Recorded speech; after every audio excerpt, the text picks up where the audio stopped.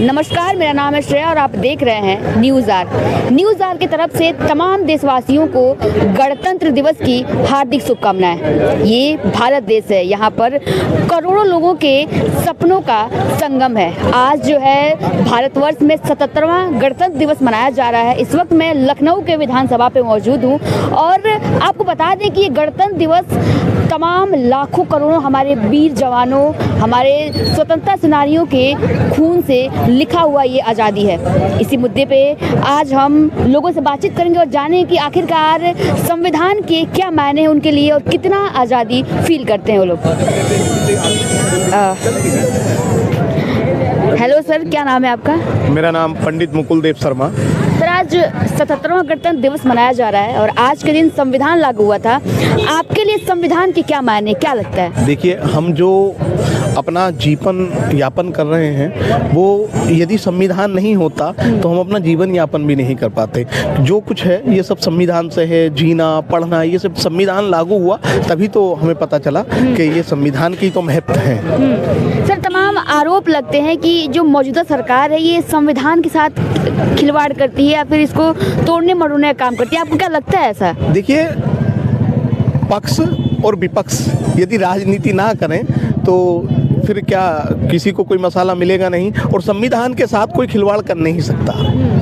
आज हम सब लोग 77वां गणतंत्र दिवस मना रहे हैं तो इस संविधान के तहत ही तो मना रहे हैं। यदि संविधान से खिलवाड़ होता तो क्या गणतंत्र दिवस मनाते? ये सब अफवाहें हैं, विपक्ष की बातें हैं। इस वक्त आप लखनऊ में मौजूद हैं और विधानसभा पे हैं। यहाँ पे योगी आदित्यनाथ की गवर्नमेंट है। आपको क्या लगता है, क्या लखनऊ में विकास हो रहा है कि ये गवर्नमेंट काम कर रही है?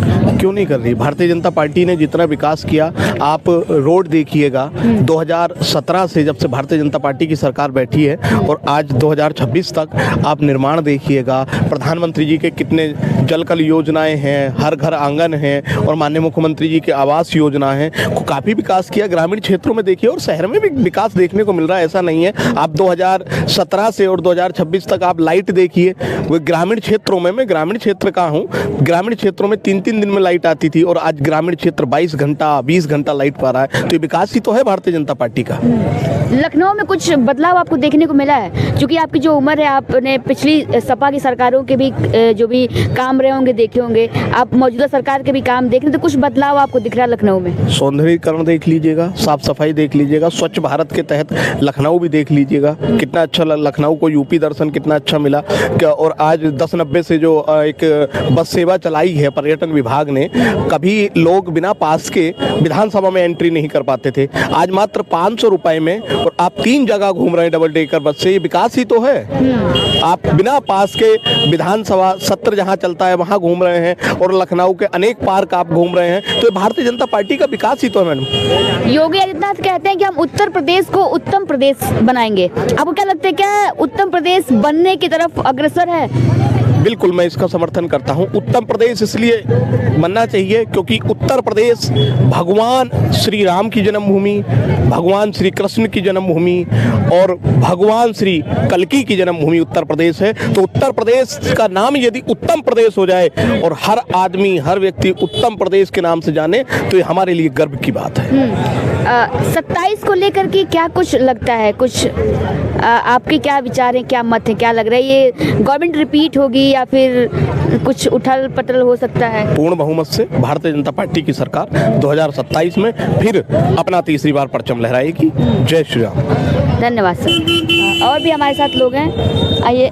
हेलो सर, क्या नाम है आपका? मेरा नाम नमन पंडित, मैं बनारस से हूँ। आपके संविधान के क्या मायने हैं? देखिए, हमारा देश संविधान से ही चलता है और 26 जनवरी 1950 को जब हमारा संविधान लागू हुआ तभी से हमारा भारत की जो रूप है वो तय हो चुकी थी। उसी संविधान में हम लोग चल रहे हैं। उसी संविधान की वजह से ही आज हम लोग यहाँ पे इकट्ठे हुए हैं और गणतंत्र दिवस के रूप में उसको मना रहे हैं। कैसा लग रहा है आपको लखनऊ आज इस गणतंत्र दिवस के अवसर पर? बहुत अच्छा लग रहा है। एक भारतीय नागरिक होने के नाते गर्व की विषय है, गर्व की बात है कि हम लोग यहाँ पे आज विधानसभा के पास ये इतना अच्छा राष्ट्रीय पर्व का आनंद ले रहे हैं और अपने देश के प्रति कुछ करने का जज्बा लेकर जा रहे हैं। क्या क्या देश के प्रति आप क्या करना चाहते हैं? आपने जज्बे की बात की, तो क्या है ऐसा युवा के अंदर जज्बा जो आप करना चाहते हैं? देखिए, मेरा सपना था कि मैं आर्मी में जा पाऊँ, लेकिन मेरी उम्र तो निकल गई है। लेकिन मैं समाज कार्य का विद्यार्थी हूँ, तो अपने समाज को एक अच्छा मार्गदर्शित कर सकता हूँ और अपने समाज को उत्तम बनाना चाहता हूँ। और जैसा कि भाई साहब ने बताया कि उत्तम प्रदेश होना चाहिए, उत्तम प्रदेश हो चुका है। अब हमें उत्तर प्रदेश को विकसित उत्तर प्रदेश बनाना है।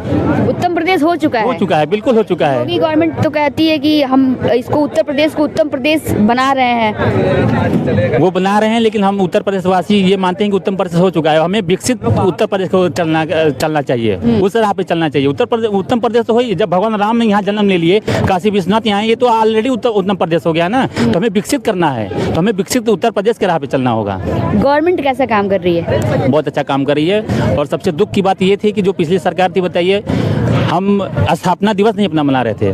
जब योगी सरकार आई तो 2018 के बाद से हम लोग स्थापना दिवस मना रहे हैं। कितनी बताइए, जन्मदिन तो हम लोग मना रहे हैं, लेकिन जिस प्रदेश में उस प्रदेश का ही दिवस हम भूल गए थे। तो योगी सरकार के आने के बाद 2018 के बाद हम लोग अपना उत्तर प्रदेश दिवस मना रहे हैं। और यही माननीय गृह मंत्री जी आए थे, उसको पर्व का उद्घाटन किए थे। 3 दिवसीय चल रहा है। आज भी मैं आपके माध्यम से ये बता, आखिरी दिन है, आखिरी दिन आपके माध्यम से ये बताना चाहूँ कि जो लोग नहीं देख पाए हैं उत्तर प्रदेश दिवस, वो जाके आनंद ले। राष्ट्रीय प्रेरणा स्थल जो कि मोदी जी के द्वारा निर्मित है और राज्य मंत्री जी के द्वारा, राजनाथ जी के द्वारा निर्मित किया गया है, लखनऊ के वासियों को दिया गया है, वहाँ पे जाए और आनंद ले। और उत्तर प्रदेश दिवस को किस रूप में आप अगले साल भव्य कर सकते हैं, उसका भी आप लोग वहाँ फीडबैक देख सकते हैं। गुंडा राज के बारे में कुछ बताएं। क्या गुंडा राज खत्म हो रहा है, आपको लगता है? गुंडा राज खत्म हो सकता है कि गुंडा राज खत्म हो गया है?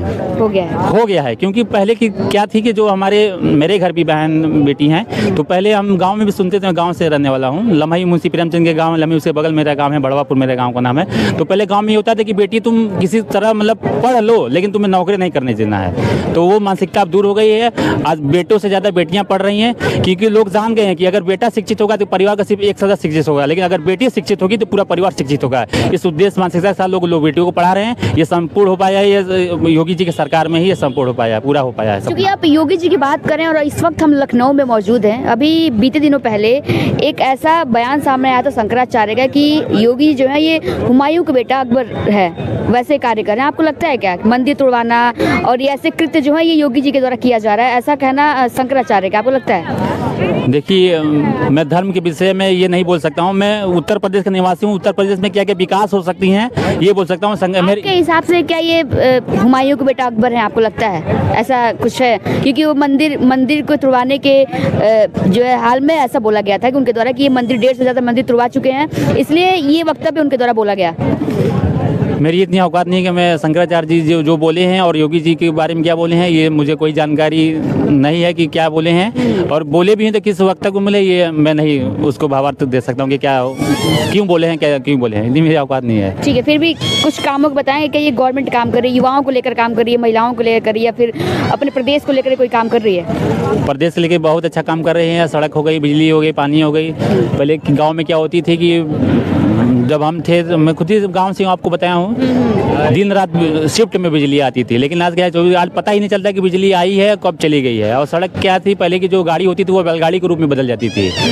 अगर कोई बोल देता कि भाई हमको लिफ्ट देते हैं, बोलते हैं नहीं भैया क्षमा चाहते हैं, हमारी साकर बैठ जाएगा। मतलब आधारभूत जो जरूरतें हैं वो पूरी कर रही है गवर्नमेंट? बिल्कुल पूरी कर रही है। साफ सफाई को लेकर देख लीजिए, जहाँ एक बार झाड़ू लगता था 4-4 बार झाड़ू लग रहे हैं। और इससे क्या है कि रोजगार भी तो मिला है। जो झाड़ू लगाने वाले सफाई कर्मी है, एक जगह 2 शिफ्ट हो रहा है तो उनको भी रोजगार, एक जगह 2 आदमी को रखा जा रहा है तो रोजगार भी दिया जा रहा है लोगों को। और महिला के लिए सबसे बड़ी बात है कि जो स्वयं सहायता समूह की महिलाएं हैं उनको आत्मनिर्भर कर दिया गया है, और मोदी जी द्वारा लखपति दीदी भी बनाया जाता है। तो इसलिए ह्यूमन एम्पावरमेंट में भी ज़्यादा ध्यान दिया गया है। वुमेन एम्पावरमेंट भी हो रहा है, तमाम जो भी महिलाओं को बढ़ाने के कार्य हैं सब किए जाने जी बिल्कुल किया जाना है। और युवाओं के लिए MSME के द्वारा भी बहुत सारी लघु उद्योगों के लिए बहुत सारी स्कीमें हैं जिसका युवा लोग उपयोग भी कर रहे हैं। इलेक्ट्रिक व्हीकल्स का भी उद्घाटन किया गया था कुछ दिन पहले, उससे भी कहा जा रहा है कि बहुत बड़े पैमाने पे रोजगार दिया जाएगा। बिल्कुल दिया जाएगा। अभी देखिए कौशल विकास योजना के द्वारा लोगों को स्किल डेवलप किया जा रहा है। और यूपी में क्या है कि अभी इतना युवा जो लोग थे क्योंकि देखिए कई वर्षों से लोग ग्रसित थे, मानसिकता उनका ये थी कि बस जीना है, खाना है, कमाना है, प्रदेश के लिए क्या करना है, देश के लिए क्या करना है, ये कुछ चंद लोगों को ही दिमाग में आता है कि हमें प्रदेश से बाहर जाते हैं। अभी भी आप देखेंगे तो गांव में लोग सोचते हैं कि मुझे यही चाहिए हैं तो यही मर जाएंगे, लेकिन ऐसा बात नहीं है। अब लोग बाहर जा रहे हैं और युवाओं के लिए भी बहुत कुछ हो रहा है। और जो बेटी चिकल की बात है उसमें और भी विभाग हैं, कई विभागों में नौकरियाँ दी जा रही हैं। धन्यवाद सर।